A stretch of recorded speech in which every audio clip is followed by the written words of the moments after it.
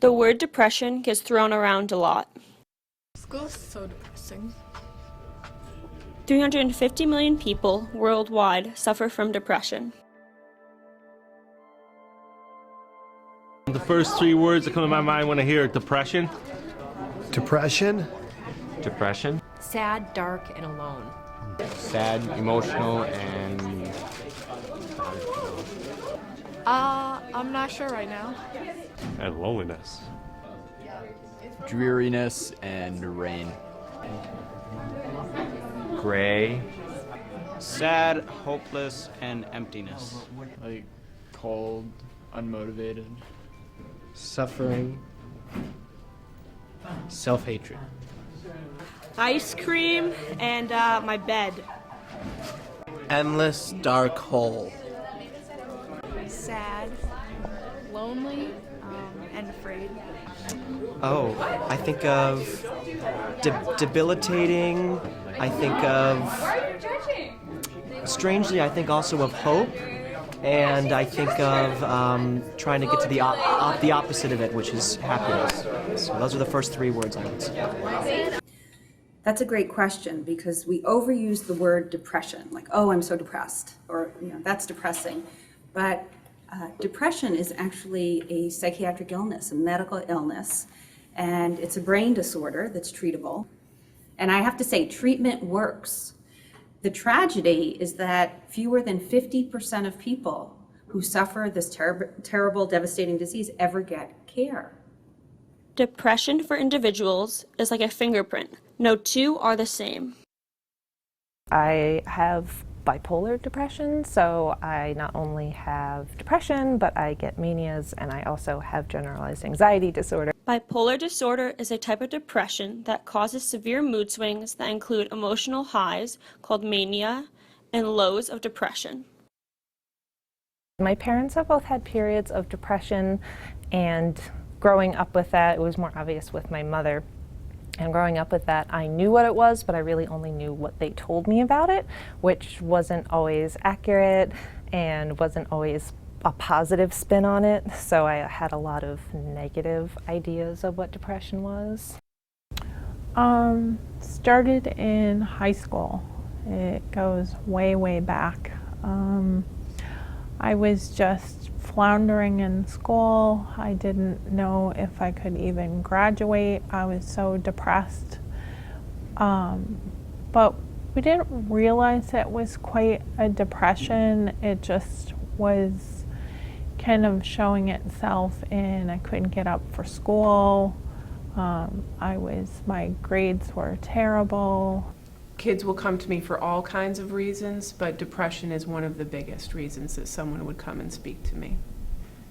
I'm not sure of the exact percent number. I'm gonna estimate what that number is, but depression and anxiety go hand in hand, and I would probably say that the number of kids in the building that are struggling at any given time with depression and or anxiety could be as high as 30%.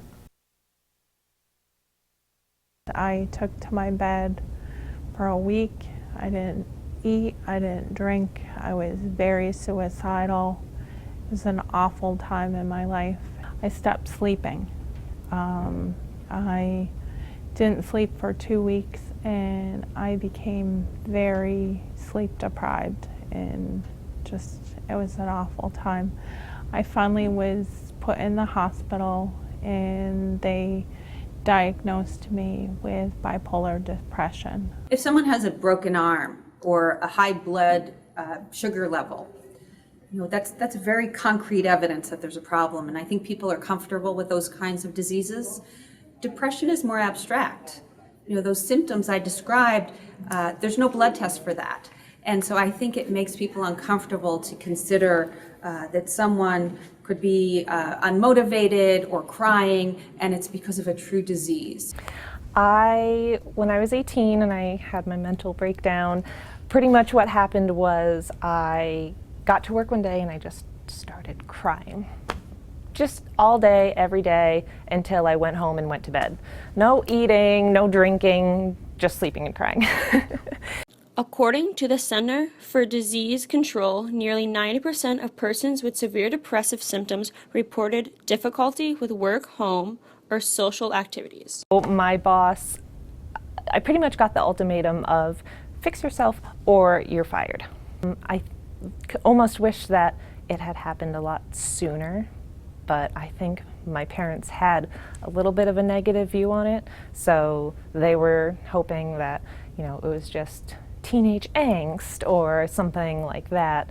So the stigma is very high, and the problem with stigma is it creates a barrier to treatment.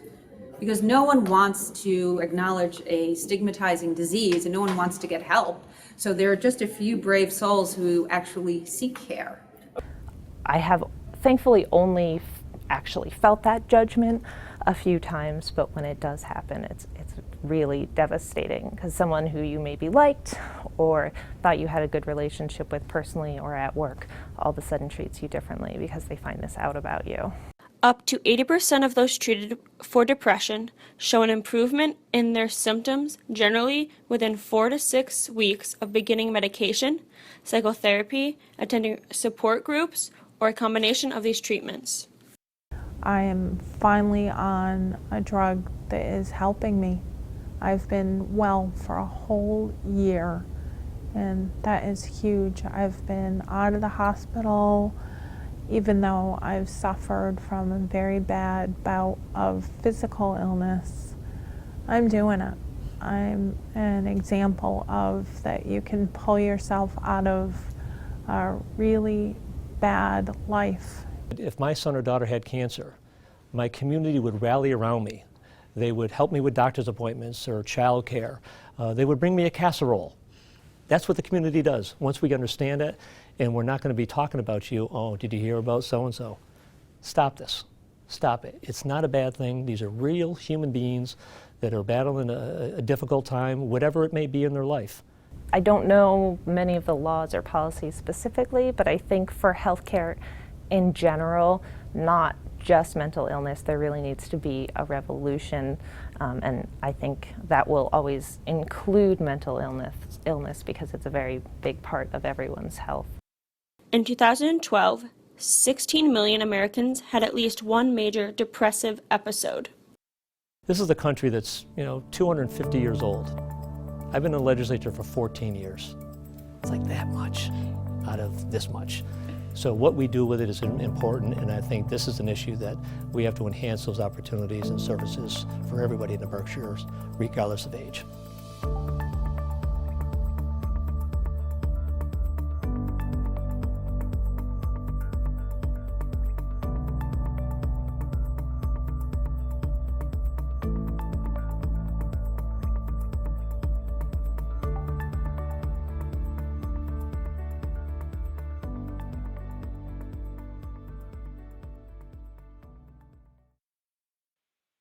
The word depression gets thrown around a lot.